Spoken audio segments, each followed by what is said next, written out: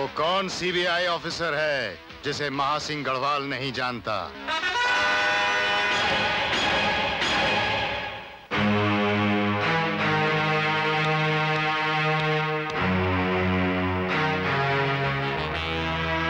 तो सर आपने हमें झांसा दे ही दिया।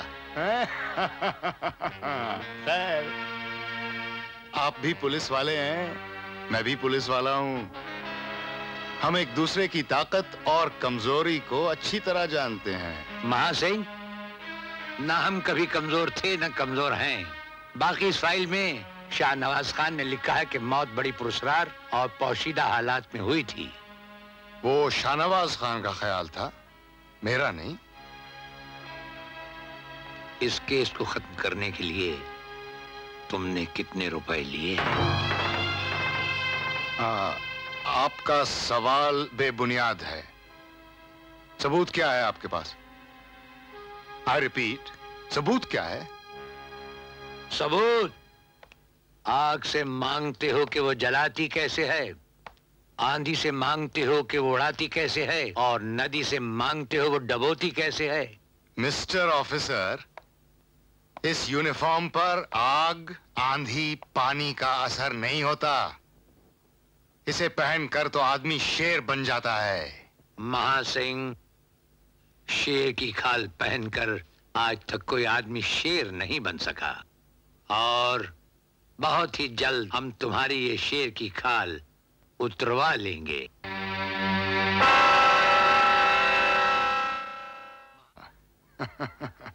जान जाओगे कि हुक्म क्या होता है और फर्ज क्या होता है। हुक्म और फर्ज में हमेशा जंग होती रही है। याद रहे महासिंह, इस मुल्क पर जहां बादशाहों ने हुकूमत की है, वहां गुलामों ने भी की है। जहां बहादुरों ने हुकूमत की है, वहां भगड़ों ने भी की है। जहां शरीफों ने की है, वहां चोर और लुटेरों ने भी की है। मैंने इतिहास पढ़ा है। सो तो तोते भी पढ़ लेते हैं। शायद तुम अंजाम पढ़ना भूल गए हो, लेकिन ये याद रहे कि इंसाफ के जिन सौदागरों के भरम पर तुम फर्ज का सौदा कर रहे हो, उनकी गर्दनें भी हमारे हाथों से दूर नहीं। अब तुम जा सकते हो। हमने देखे हैं बहुत बातें बनाने वाले। बातें वाले तो जनाब काम किधर करते हैं। वो जो देखे ही नहीं तूफान उठाते सागर, वो क्या खाक समंदर में सफर करते हैं।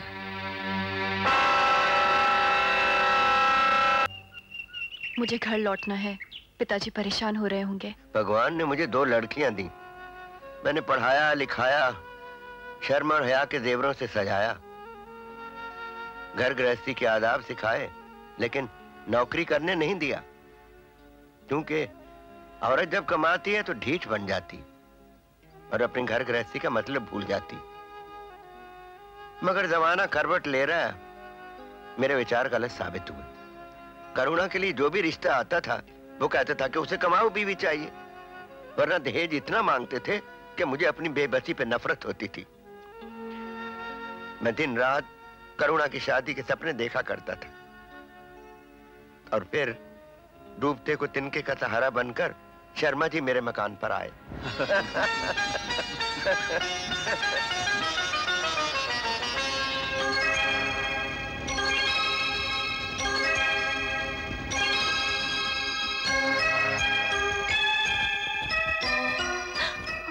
पसंद आया? कह दो कि पसंद नहीं। पिता! रामस्वरूप जी, हमें करुणा पसंद है। दहेज में क्या मांगते हैं आप? फूटी कौड़ी नहीं, बिल्कुल नहीं। मैं तो सीधा साधा इंसान हूँ, जो सुनता हूँ उसी को सच मान लेता हूँ। 16 आने सच है राम जी। शर्मा भी दहेज को लानत समझते। आजकल के जमाने में तो यकीन नहीं आता। दोस्त पर यकीन कीजिए राम जी, और फौरन हाँ कह दीजिए बस। मुबारक हो, मुबारक हो।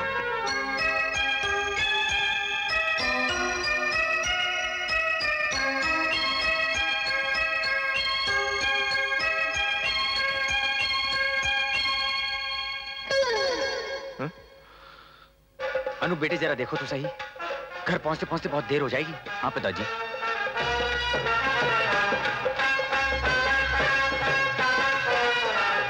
मास्टर जी, भाभी को आपसे ज्यादा नहीं तो आपसे कम प्यार भी ना देंगे हम लोग।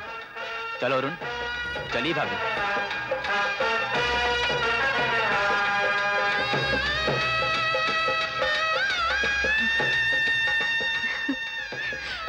रो मत उषा, मैं आती जाती रहूंगी। पिताजी का ख्याल रखना। हाँ, इन्हें ज्यादा काम मत करने देना। चलो बेटी, देर हो रही है।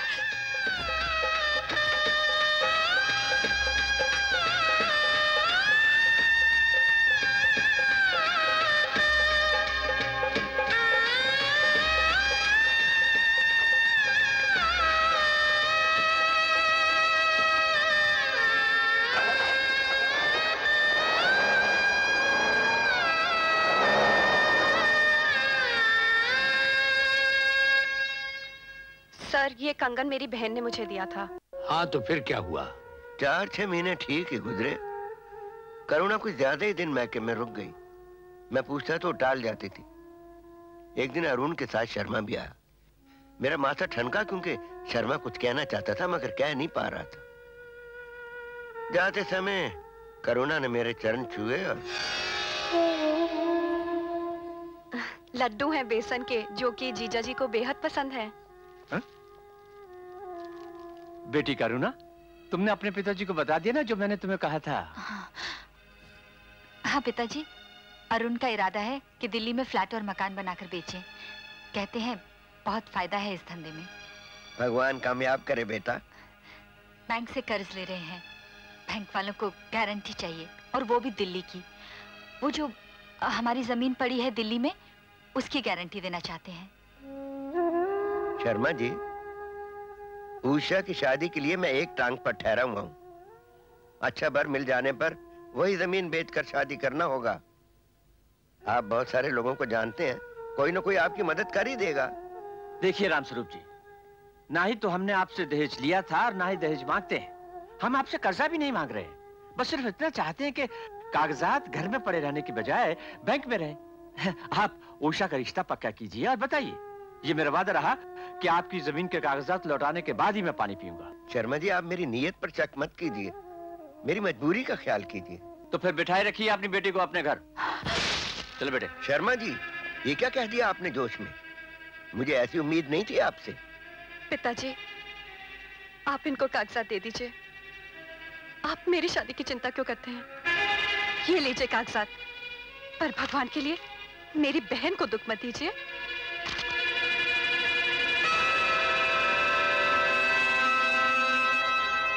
और फिर 2 साल बाद उषा की शादी ठहराई गई तो मैंने शर्मा को कई खत लिखे। कोई जवाब नहीं आया। एक दिन मैं खुद उसके घर चला गया। क्यों आए हो? शर्मा जी, आप तो जानते हैं मुझे पैसों की सख्त जरूरत आन पड़ी है। उषा की शादी इस महीने न हुई तो वो लोग संबंध तोड़ देंगे। संबंध तो मैं भी तोड़ सकता हूँ अगर तुम इस तरह मेरा दिमाग चाटते रहोगे। फिल वक्त मैं तुम्हें जमीन के कागजात लौटा नहीं सकता। इसलिए कि तुमने मेरी जमीन बेच डाली है। किसने कहा तुमसे? मैंने अपनी आंखों से जाकर देखा है। ओह, इसीलिए तुम्हारी आंखें लाल हो रही हैं। खैर, मैं तो बेईमान आदमी नहीं हूं। मैं तुम्हें 15,000 दे सकता हूं, क्योंकि तुम्हारे कागजात के मुताबिक उस जमीन की कीमत 15,000 थी। 15,000 में तो पुरखों ने खरीद रखी थी। उल्लू बना रहे हो क्या मुझे? आज के कलयुग में जमीन की कीमत आसमान को छू रही है। सुना वो जमीन तुमने 15 लाख में बेच डाली है? तो समझ लो कि वो जमीन तुमने दहेज में दे डाली। लड़कियां जानकर इस खुशी में मत रहना कि मुफ्त में शादियां हो जाएगी। वायदा फरामोश, धोखेबाज, भेड़िया कहीं का। पिताजी, पिताजी, आप चले जाइए यहाँ से, चले जाइए यहाँ से। बेवकूफ बुड्ढे, अपनी बेवकूफी पर होने की बजाय अक्लमंदों को गाली देता है? पिताजी, मैं भी आपके साथ चलूंगी। मुझे इस नर्क से ले चलिए। करुणा, करुणा, मैं नहीं आऊंगी। निकल जाओ यहाँ से। आइंदा मेरे घर के आसपास नजर आए तो टांगे तोड़ दूंगा। धक्के मार के बाहर निकाल दो इस बुड्ढे को।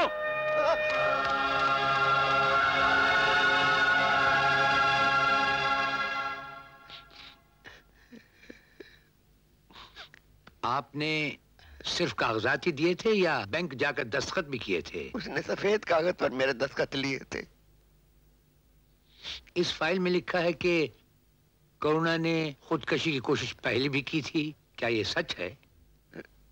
ये सच है सर। सच्चाई क्या है मैं बताती हूँ। हाँ बताओ बताओ। दीदी को डॉक्टर टंडन के नर्सिंग होम में रखा गया था, मगर उन लोगों ने हमें बताया तक नहीं। वो तो गांव वालों से हमें पता चला तो हम फौरन वहां पहुंचे। दीदी, दीदी आप कैसी हो? बेटी, भगवान आत्महत्या करने वालों की सूरत भी देखना गवारा नहीं करते। तुमने ऐसा क्यों किया? मैं क्या करती पिताजी? मैं ना आपको खत लिख सकती हूँ, ना आपसे मिल सकती हूँ। मुझ पर पहरे बिठा दिए गए हैं। कोई सीधे मुंह मुझसे बात भी नहीं करता। अरुण तो ठीक है ना? कहो कहो ना बेटी।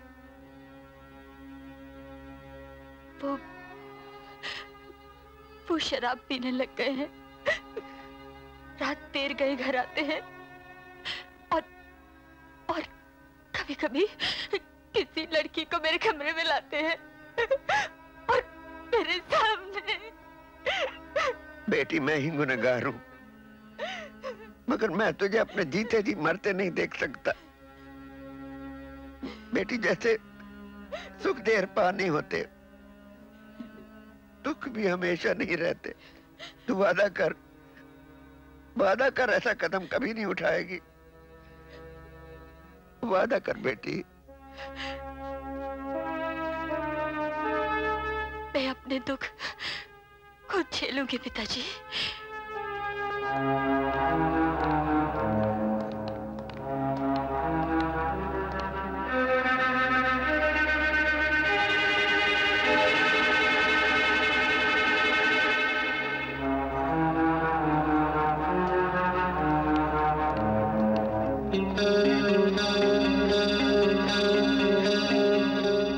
इससे जाहिर होता है कि करुणा में मरने की तमन्ना पैदा हो गई थी।